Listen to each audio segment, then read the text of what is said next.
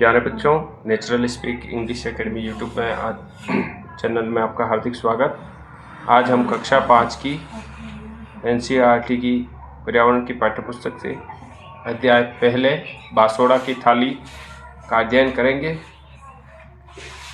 तो आइए बच्चों, हम अपनी कक्षा को प्रारंभ करते हैं। बासोड़ा की थाली, हमारा ये जो पहला चैप्टर है, एक हमारे राजस्थान की एक परंपरा है। शीतला सप्तमी का दिन जो हम ठंडा खाना खाते हैं और जो बासोड़े की थाली बनती है, उसी बासोड़े के संबंध में हमारा पहला चैप्टर है। तो आइए हम शुरुआत करते हैं। हमारे अलग अलग त्योहार आते हैं, अलग अलग त्योहारों पर हम अलग अलग प्रकार के व्यंजन बनाते हैं और उन्हीं व्यंजनों के विषय में हम पढ़ेंगे। तो यहाँ पर आपके सामने एक फ़ोटो दे रखा है। अगर इस फोटो को हम देखें तो दो व्यक्ति कुछ बना रहे खाना। हाँ, पिताजी पूड़ी बेल रहे हैं, माँ जो हैं, एक बच्चा है, एक बच्ची हैं और इसके मम्मी पापा कुछ बना रहे हैं, व्यंजन बना रहे हैं। तो आइए हमारे पाठ की शुरुआत करते हैं। गर्मियों की एक शाम परी विद्यालय से घर आई। देखो, गर्मियों के दिन चल रहे थे और शाम को छुट्टी हुई तो परी स्कूल से घर आई। आज रसोई में जो बन रहा था उसकी अनोखी खुशबू उसके नाक में बढ़ आई। देखो, जो भी हम कभी भी कुछ भी बन रहा होता है तो हमें सबसे पहले क्या आती है? उस खाने की खुशबू आती है। तो उसके घर पे भी कुछ खाना बन रहा था तो उसकी खुशबू उसके नाक में भर गई। उसके माता पिता मिलकर चूल्हे पर कुछ विशेष व्यंजन बना रहे थे।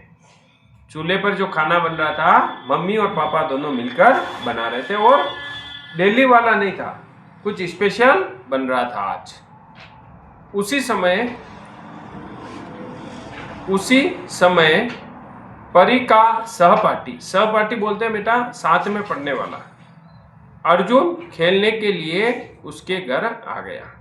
देखो, यहाँ पर दरवाजे में अगर हम देखें तो फोटो में परी का जो सहपाठी है अर्जुन, वो घर के अंदर की तरफ आ रहा है। देखो फोटो में देखो,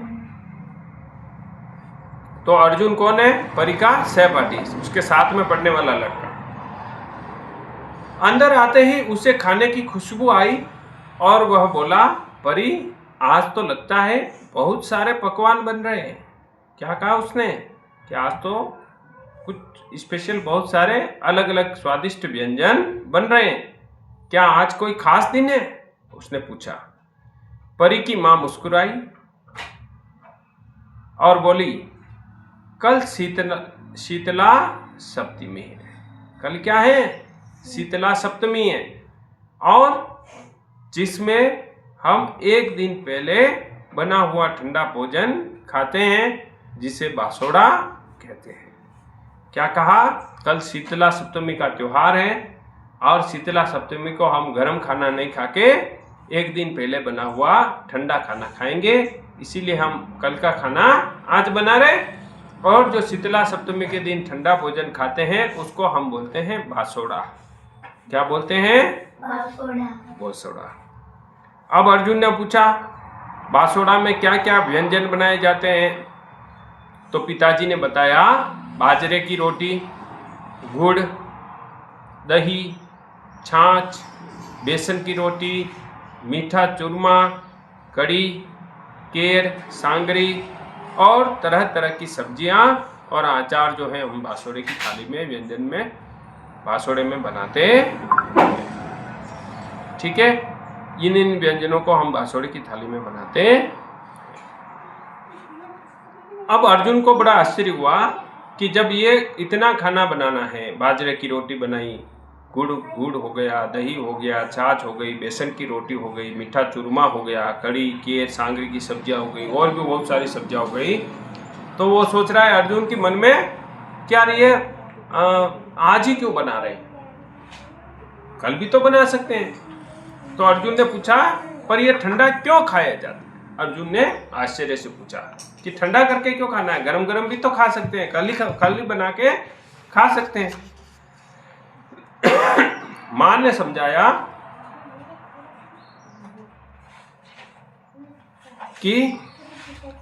समझाया अपने राज्य में बासोड़ा के लिए कई प्रकार के व्यंजन और पकवान बनाए जाते हैं, जिसमें मुख्य रूप से पंचकुटा की सब्जी, पूरी, सोगरा, गांठ, राब, दही बड़े, केरी पाक, कांजी बड़े, खाजा मटरी, पापड़, खींचिया, सलेबड़े इत्यादि जो एक दिन पहले ही तैयार करके रख दिए जाते हैं, क्योंकि इस दिन ठंडा और बासी भोजन खाया जाता है, इसीलिए इसे बासोड़ा भी कहा जाता है। देखो इतने सारे व्यंजन बनाए जाते हैं, अलग अलग क्षेत्रों के हिसाब से अलग अलग व्यंजन बनाए जाते हैं, तो ठंडा और बासी भोजन किया जाता है, इसीलिए इसको हम बासोड़ा कहते हैं। गर्मियों में दही, राब एवं दूध से बने व्यंजनों का सेवन करना चाहिए। गर्मी के दिनों में दही ज़्यादा से ज़्यादा खाना चाहिए, राब जो मक्के की बनाते हैं, बाजरे की बनाते हैं, या दूध से जितने भी व्यंजन दूध से बनते जाए, आपकी छाछ हो गई, इन व्यंजनों का प्रयोग करना चाहिए। अब परी को ये काफ़ी अच्छा रोचक लगा कि भाई बासोड़ा की थाली है, उस दिन सबको ठंडा खाना है, तो परी को आश्चर्य हुआ क्या अपने क्षेत्र में ही हम बासोड़ा खाते हैं या कहीं पूरे भारत में खाते हैं। तो परी को यह सब बहुत रोचक लगा। उसने पिताजी से पूछा क्या यह त्योहार पूरे भारत में मनाया जाता है, तो पिताजी ने कहा हाँ। पिताजी ने बताया हाँ, हर राज्य में इसे अलग नाम से और हर राज्य में इसको अलग नाम से मनाते हैं और अलग परंपराओं के साथ मनाया जाता है। गुजरात में इसे जो है शीतला सप्तमी कहते हैं। हरियाणा और उत्तर भारत में भी इसे बड़ी श्रद्धा से मनाया जाता है। और पता है राजस्थान के विभिन्न प्रदेशों में इसे एक दिन बाद भी मनाने की परंपरा है। शीतला सप्तमी के दिन राजस्थान के विभिन्न स्थानों में मेला लगता है, जहां पर पुरुष समूह में चंग की थाप पर गीत गाते हुए मेले में नृत्य करते हैं, जिसे घेर कहते हैं। देखो चंग की थाप पर पुरुष जो है बड़ी बड़ी लकड़ियां लेके घेर नृत्य करते हैं। मेला भी लगता है। तो ये देखो मेले का दृश्य है, शीतला सप्तमी का मेला है। और ये जो मेला है शीतला सप्तमी का चाकसू जयपुर में लगता है। और घेर का जो नृत्य है उसमें बड़ी बड़े हाथों में लकड़ियां लेके पुरुष जो हैं गोलाकार घेरा बना के घेर नृत्य करते हैं। हाँ ठीक है, तो ये हमने पढ़ा कि मेले में नृत्य का आयोजन किया जाता है। रंग बिरंगी डोलरे होती है, मेले का पूरा दृश्य होता है और बहुत ही रोचक होता है बच्चों के लिए। अगला जो हमारा है, अब परी के मन में बड़ा आश्चर्य हुआ कि शीतला सप्तमी है और हम बासोड़ा खाएंगे, एक दिन पहले बना हुआ खाना खाएंगे, तो कहीं हम बीमार तो नहीं हो जाएंगे। तो परी को लगा भाई अगर हम ठंडा खाना खाएंगे, बासोड़ा खाएंगे, तो कहीं बीमार तो नहीं हो जाएंगे। तो परी ने पूछ लिया, माँ इसका स्वास्थ्य पर क्या प्रभाव पड़ता है? परी ने माँ से पूछा। माँ ने प्यार से बताया, परी शीतला सप्तमी के समय गर्मियों की शुरुआत हो जाती है, क्योंकि अमूमन जो शीतला सप्तमी आती है वो या तो फरवरी एंड में नहीं, मार्च के शुरुआत में या मार्च की एंड में आती है। उसी समय शीतला सप्तमी के साथ ही गर्मियों की शुरुआत जो है हो जाती है। अधिक तापमान और बैक्टीरिया के तेजी से बढ़ने के कारण खाना जल्दी खराब हो जाता है, इसीलिए इस दिन के बाद हमें ताजा भोजन करना चाहिए। देखो लोगों को याद रहे कि हम जो है, अब गर्मी का सीजन आने वाला है तो ठंडा खाना नहीं खाना है और शुद्ध और ताजा बना हुआ भोजन करना है। तो इसीलिए एक ऐसा त्योहार बना दिया शीतला सप्तमी का, जिस दिन ठंडा भोजन करते हैं और इससे फिर पता चलता है कि आज के बाद, आज खाया जो खाया ठंडा भोजन, आज के बाद हमें एकदम ताजा भोजन ही करना चाहिए। तो ये संदेश भी उसमें छिपा रहता है, लेकिन मूलतः हमारी जो लोक सांस्कृतिक परंपरा है उसमें शीतला सप्तमी का अच्छा उत्सव होता है और हम अपनी ईश्वरीय आस्था से भी इस दिन हम ठंडा खाना खाते हैं। दही और दूध से बने व्यंजनों का सेवन करना चाहिए, जैसे राब हो गई, ओलिया हो गया, ठंडाई हो गई। गर्म पानी से नहीं नहाना चाहिए।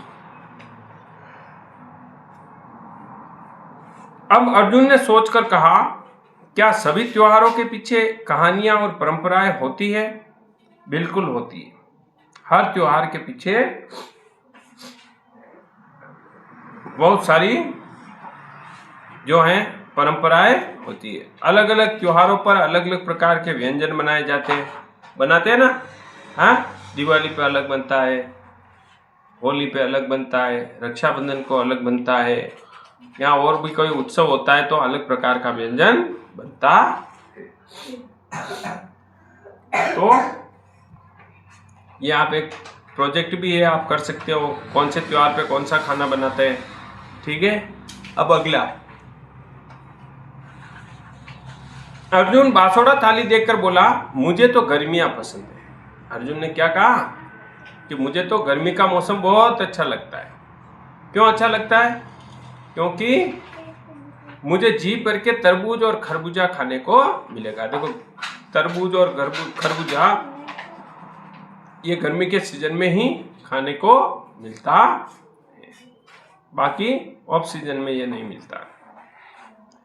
परी भी सोचने लगी, उसके पसंदीदा खाने का मौसम कौन सा है। आइए हम भी पता लगाए कौन से मौसम में क्या क्या उगाया जाता है और क्या क्या खाने को मिलता है। जैसे अभी मानसून है, मानसून में हम खरीफ की फसल बोते हैं, तो अभी हम क्या क्या फसल बोई आपके बताओ। आपने अभी खेती में देखी होगी ना, मक्का बोया और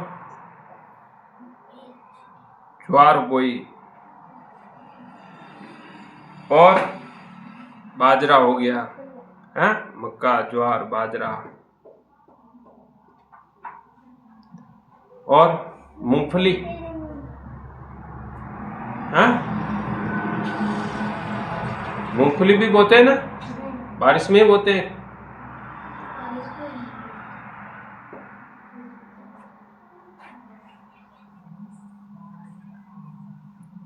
उसके बाद फिर सर्दी में ये फसल कटेगी तो हमारी जो फसल हो जाएगी, गेहूं हो जाएगी, हैं, जौ हो जाएगी और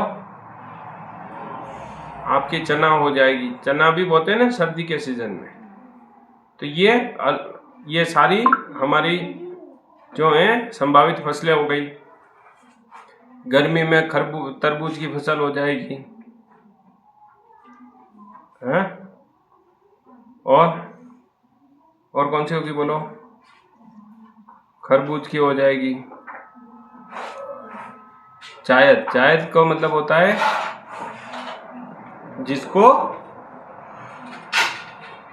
नकदी फसलें भी बोलते हैं और ये बेच के पैसा भी कमा सकते हैं। तो ये तरबूजे हो गए, खरबूजे हो गए, ये सारी फसलें जो हैं गर्मी के सीजन में होते हैं। अब देखो यहाँ पर, अब फसलों से बनने वाली खाद्य सामग्री।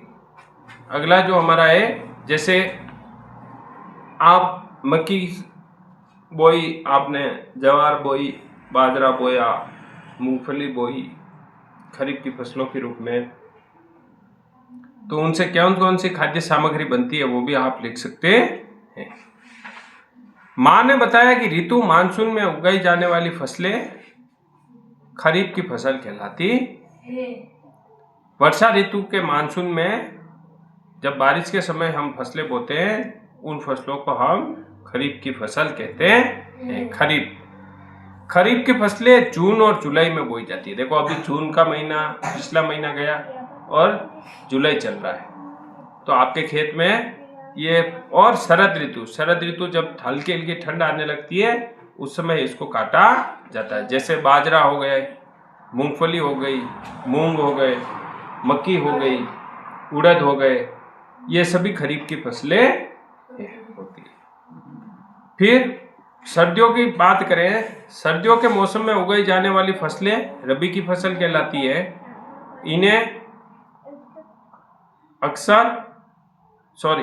इन्हें अक्टूबर से दिसंबर के बीच में बोई जाती है।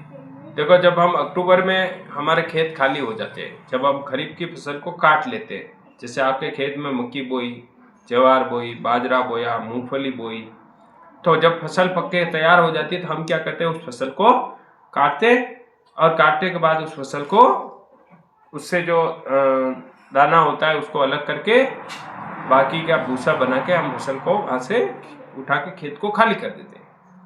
फिर से दोबारा से खेत में जुताई करवाते हैं, और फिर ठंड का समय चालू हो जाता है, तो फिर उस ठंड के मौसम में जब अक्टूबर और नवंबर का महीना आता है, कौन सा महीना, अक्टूबर, नवंबर, दिसंबर, इन तीनों महीनों में हम कई सारी फसलें बोते हैं, जिसमें गेहूं, चना, जौ इत्यादि ये हम फसलें बोते हैं, जो कि मार्च और अप्रैल में हम काटते हैं। रबी और खरीफ के बीच के गर्मी के ऋतु में उगाई जाने वाली फसलें जायद की फसलें कहलाती है। देखो अब यहाँ पर क्या है कि हमने रबी की फसल बो दी, खरीफ की बो दी, और रबी की हमने बोई जून जुलाई में, खरीफ की बोई जून जुलाई में, और अक्टूबर नवंबर में हमने उसको काटा। फिर अक्टूबर नवंबर फिर से खेत जुताए, और फिर हमने पुनः गेहूँ, बाजरा, गेहूँ, अपने जौ या चना, ये रबी की फसल हमने बोई। फिर मार्च अप्रैल में हमने काट दी। अब देखो मार्च अप्रैल में हमने फसल काटी है तो हमारे खेत क्या हो गए, खाली हो गए, और हम अगली फसल बारिश होने पर ही बोएंगे, क्या नहीं बोएंगे, जून जुलाई में खरीफ की बोएंगे। तो ये जो बीच का समय है, जब मार्च अप्रैल से लेकर जून तक का, तो 2-3 महीने हम क्या करते हैं, फिर हमारे जब खेत खाली रहते हैं तो हम एक और फसल बो देते हैं, जिसको हम बोलते हैं जायद की फसल। कौन सी फसल, जायद की। और जायद की फसल जो होती है वो नकदी फसल भी कहलाती है। अर्थात हम कोई सब्जी बो ली, या कोई ककड़ी, तरबूज, खरबूज, इसकी खेती कर ली, और फिर हमने बाजार में 2-3 महीनों में उसको बेच के अच्छा खासा मुनाफा भी कमा लिया और खुद भी खा लिया। तो मार्च से लेकर जून के बीच में हम जो फसलें बोते हैं वो जायद की फसलें कहलाती है, जिसमें ककड़ी हो गई, तरबूज हो गया, खरबूजा हो गया। ठीक है, आगे बात समझ में। चलिए अब देखो, कई बार कुछ फसलें ऐसी होती है कि जिनको हम जो है हम बोते हैं तो पानी की ज्यादा आवश्यकता होती है। जैसे गन्ने की फसल हो गई, गन्ने की फसल भी हम वर्षा ऋतु से ठीक पहले, जो ही गर्मी की शुरुआत होती है हम बोते हैं, बोते हैं। और फिर मार्च अप्रैल में, फरवरी मार्च में जब गन्ने की फसल तैयार हो जाती है तो उसको फिर चरखे की मदद से उसका रस अलग करते हैं, और फिर रस को उबाल कर हम क्या बनाते हैं, गुड़ बनाते हैं। तो ये अब देखिए, अब परी और अर्जुन स्कूल से घर गए, और घर पे जाके देखा था, हमने पहले पढ़ा है कि परी के घर पे खाना बन रहा था बासोड़ा का। अगले दिन परी और अर्जुन जो है स्कूल गए और अपने टीचर से बासोड़ा की थाली के बारे में बात करी। ठीक है, तो शिक्षक ने बासोड़ा के हर व्यंजन का स्वास्थ्य से गहरा संबंध है ये बताया। परी ने कहा, बाजरे की रोटी बनाई साहब। सर, मेरे घर पे तो बाजरे की रोटी बनाई थी। तो फिर सर ने उनको समझाया कि बाजरा जो है फाइबर, प्रोटीन, आयरन, मैग्नीशियम और विटामिन से भरपूर होता है। ये सभी खनिज लवण है जो कि हमारी बॉडी के लिए अच्छे होते हैं, हमारे शरीर के लिए अच्छे होते हैं। तो बाजरा किससे भरपूर होता है? फाइबर से, प्रोटीन से, आयरन से, मैग्नीशियम से और विटामिन से भरपूर होता है। और ये बाजरा क्या करता है? शरीर को ऊर्जा देता है। फिर दही और छाछ, इनमें क्या होता है? कैल्शियम होता है, विटामिन होता है, प्रोटीन होता है और फास्फोरस होता है। और ये जो है शरीर को तंदुरुस्त रखते हैं और साथ ही पाचन क्रिया में जो है मदद करते हैं। फिर अभी मैंने गुड़ की बात की थी, तो गुड़ का प्रोसेस आपको पता ही है। गन्ने का रस निकाल के उसको उबाल के गुड़ बनाते हैं। और गुड़ जो है ये भी आयरन का स्रोत होता है, उसमें लौह तत्व प्रचुर मात्रा में रहता है। अगर किसी के शरीर में लौह तत्व की कमी हो या खून की कमी हो तो उसको गुड़ खाना चाहिए। और हमें प्रतिदिन खाने के साथ थोड़ा सा गुड़ तो कम से कम 10 या 20 ग्राम गुड़ तो हमें खाना ही चाहिए। ये इसमें प्राकृतिक शर्करा होती है जो शरीर को तुरंत ऊर्जा देता है। हरी सब्जियां विटामिन और उसमें खनिज लवण जैसे आयरन और मैग्नीशियम का स्रोत होती है, तो हमें हरी सब्जियों का भी सेवन करना चाहिए। खाना हमारे समाज में मेल जोल बढ़ाने, देखो खाना केवल हमारे शरीर को ही तंदुरुस्त नहीं करता है, हमारे समाज में मेल जोल को भी बढ़ाता है। जैसे हमारा जो कोई भी प्रोग्राम होता है तो हम भोजन बनाते हैं, उसमें खाना बनाते हैं ना, दाल बाटी चूरमा है, लापसी पूड़ी या जिमण करते हैं। तो जिमण में फिर हमारे सगे संबंधी समाज के लोग आते हैं, हम सबसे मिलते हैं। प्रोग्राम में आते हैं कि नहीं आते हैं? आपका कोई भी प्रोग्राम होता है, बाबू जी की प्रसादी हुई या कुछ भी कार्यक्रम हुआ और आपने खाना बनाया, आप सबको इनविटेशन देते हैं कि भाई सर मेरे को भी दिया या आपके रिश्तेदारों को दिया। तो सभी रिश्तेदार, बुआ, मासी, काकी, नानी हैं, सब लोग आते हैं, आपके रिश्तेदार सगे संबंधी आते हैं। और जब सगे संबंधी आते हैं तो फिर हम उत्सव भी मनाते हैं, खुशियाँ भी होती है, दुख बांटने जैसी, सुख दुख जैसी कई सारी बातें हम करते हैं। तो खाना मेलजोल को बढ़ाता है, खुशियों में भी वृद्धि करता है। और अलग अलग प्रकार के समय, अलग अलग समय में हम अलग अलग प्रकार का खाना बनाते हैं और वह हमारी संस्कृति को दर्शाता है। ठीक है, अब खाने की वस्तुएं और इनसे जुड़ी हुई भावना, जैसे दाल बाटी चूरमा हो गया, बाबू जी के जिमण होता है, लापसी पूरी हो गई है। ठीक है, अब देखो, अब हमारे दादाजी जो हैं, अब जब परिवार के बड़े बुजुर्ग की बात करें तो खाने का हमारे जीवन से बड़ा गहरा संबंध होता है। गहरा संबंध क्यों होता है कि दादाजी बोलते हैं कि जस्यो खाओ अन्न वैसो बने तन और मन। जैसा हम अन्न खाते हैं वैसा ही हमारा शरीर बनता है और हमारा मन बनता है। देखो ये बहुत बड़ी बात है। अगर हम अच्छा खाना खाएंगे, शुद्ध खाना खाएंगे, हमारे विचारों में शुद्धि रहेगी, हमारे शरीर भी स्वस्थ रहेगा। और अगर हम गंदा खाना खाएंगे या गंदी वस्तुओं का सेवन करेंगे तो हमारे विचार भी क्या होंगे? गंदे होंगे। जैसे आपने कभी देखा, एक आदमी दूध पीता है, देखो मैं उदाहरण देता हूँ। एक आदमी क्या करता है? हाँ, एक आदमी दूध पी रहा है, गिलास में उसके पास क्या है? दूध है, दूध है, उसने दूध पिया। ठीक है, एक आदमी उसी के पास में और बड़ा है, बैठा है, उसके पास उसके हाथ में भी गिलास है, लेकिन उसमें क्या है? दूध नहीं, शराब है, जिसको अपन बोलते हैं दारू है।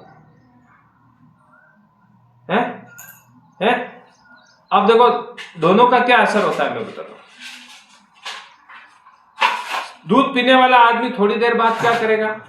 कुछ नहीं करेगा, शांत ही रहेगा और प्रसन्न अवस्था में रहेगा। लेकिन जो दारू पिएगा, जो शराब का सेवन कर रहा है, यहाँ खाने की बात हो रही है ना, जिसने शराब का सेवन किया, अब शराब पीना गंदी बात होती है, बहुत सारे लोग पीते हैं। तो शराब पीने के बाद थोड़ी देर बाद जिस व्यक्ति ने दूध पिया वो तो एकदम शांति बैठा है, लेकिन शराबी व्यक्ति क्या करेगा? झगड़ा करेगा, गाली गलौज करेगा, करेगा नहीं करेगा? तो आप बताओ, उसने दूषित भोजन किया या दूषित चीज खाई, दूषित वस्तु का सेवन उसने किया, खाद्य पदार्थ का, तो उससे क्या होगा? उसकी बुद्धि भ्रष्ट हुई कि नहीं हुई? हाँ? तो उसका दिमाग काम करना बंद कर दिया और वो हर किसी को कुछ भी गाली दे रहा है, झगड़ा कर रहा है, हाँ? उटपटांग हरकतें कर रहा है और उसका शरीर का भी संतुलन बिगड़ जाता है, धक्के खा के नीचे गिर रहा है। तो इसलिए दादाजी क्या कहते हैं? जसो खाओ अन्न वशो बने तन और मन।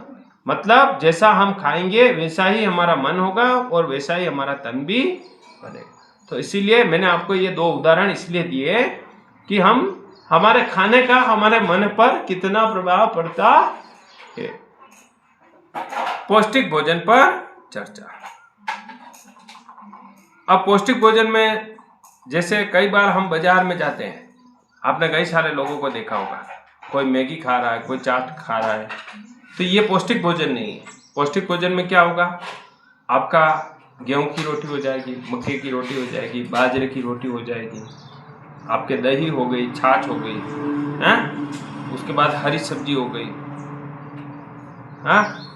और ज़्यादा गरम मसाले भी नहीं हुए हैं। तो ये सा जो भोजन होता है वो हमारे शरीर के लिए अच्छा होता है और शुद्ध और संतुलित आहार ही हमारे सेहत के लिए अच्छा होता है। बाकी आप अगर जंक फूड खाओगे, जंक फूड किसको बोलते हैं? कि जैसे हम आजकल बाजारों में जाते हैं ना, कोई पाव भाजी खा रहा है, कोई चाउमीन खा रहा है, कोई पिज्ज़ा खा रहा है, कोई बर्गर खा रहा है, ये सारा जंक फूड कहलाता है। क्या कहलाता है? ये अगर हम खाते हैं तो हमारे को टेस्ट में तो बहुत अच्छा लगता है, यूँ लगता है खाए जाओ, लेकिन हमारी बॉडी को वो फायदा नहीं देता। हमारी जो शरीर है उसको जो है, हमारे जो शरीर के अंदर के जो अंग है जो भोजन को पचाते हैं उनको खराब करता है। इसीलिए हमें जंक फूड भी नहीं खाना चाहिए। तो घर जाकर परी ने अपनी नानी से पूछा, पहले गेहूं और बाजरा कैसे पीसा जाता था? परी ने नानी से पूछा, नानी पहले के ज़माने में लाइटें नहीं थी तो आप कैसे पीसते थे गेहूं और बाजरे को? तो नानी ने पुरानी चक्की हाथ से घुमाकर पीसने वाला निकाल कर दिखाया। नानी के पास पुरानी एक चक्की पड़ी थी, हाँ, और ऐसे तुम तो अच्छे से जानते हो, घुमाते हैं, हाँ, पत्थर का होता है और हाँ, बिल्कुल। तो दिखाया कि कैसे हाथ की चक्की से अनाज पिसा जाता है और वो जो चक्की से अनाज पिसा हुआ अनाज होता है वो बहुत ही अच्छा होता है, क्योंकि हम जो इलेक्ट्रिक चक्की जो होती है जो करंट से चलती है उसमें क्या होता है, हम जो आटा गेहूं वगैरह पीसते हैं ना बेटा, तो वो चक्की इतनी फास्ट चलती है तो उसमें घर्षण से गर्माहट पैदा हो जाती है।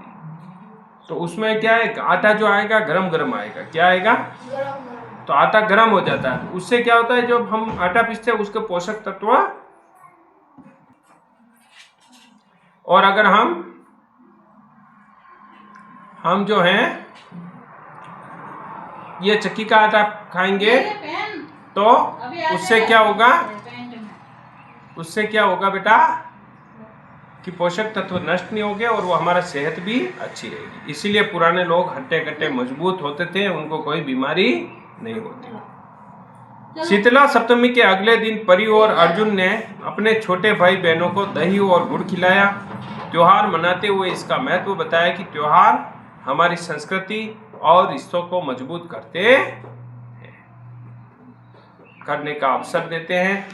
अब ये देखिए, आपके पास एक फोटो में संतुलित भोजन का एक चार्ट बना हुआ है। इस चार्ट को आपको कॉपी में भी बनाना है, जिसमें आपके संतुलित भोजन में वसा होना चाहिए। वसा का मतलब घी, तेल, ये भी होना चाहिए। खनिज, लवण और विटामिन्स के लिए आप काफ़ी सारा भोजन कर सकते हैं, जिसमें गाजर खा सकते हैं, पालक, टमाटर, आंवला, अमरूद, संतरा, सेब, ये सभी, इन सब से हमको विटामिन और खनिज लवण मिलते हैं। कार्बोहाइड्रेट के लिए गेहूं, बाजरा, मक्का, चावल, इनसे हमें कार्बोहाइड्रेट मिलता है। प्रोटीन के लिए हम दालें, मूंग की दाल, चना, मटर, जितनी भी दालें होती है उनसे हमको प्रोटीन मिलता है। और वसा जो है हमें दूध से मिलता है, घी से मिलता है, और बहुत सारे जो तेल हम खाते हैं उनसे भी हमें वसा मिलता है। संतुलित आहार, स्वास्थ्यवर्धक खाद्य पदार्थों का चयन करना और सही अनुपात में पोषक तत्व आपके आहार को गुणकारी एवं संतुलित बनाते हैं।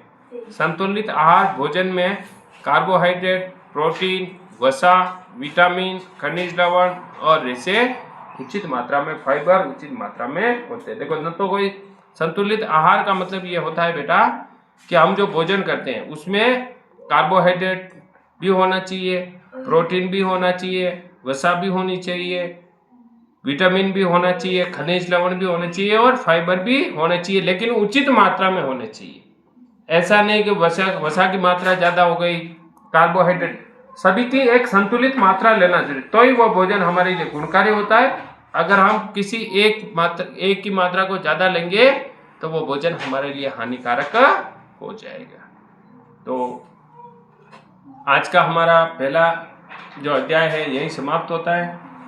ठीक है, चलिए अब हम प्रश्नोत्तर अगली कक्षा में करेंगे।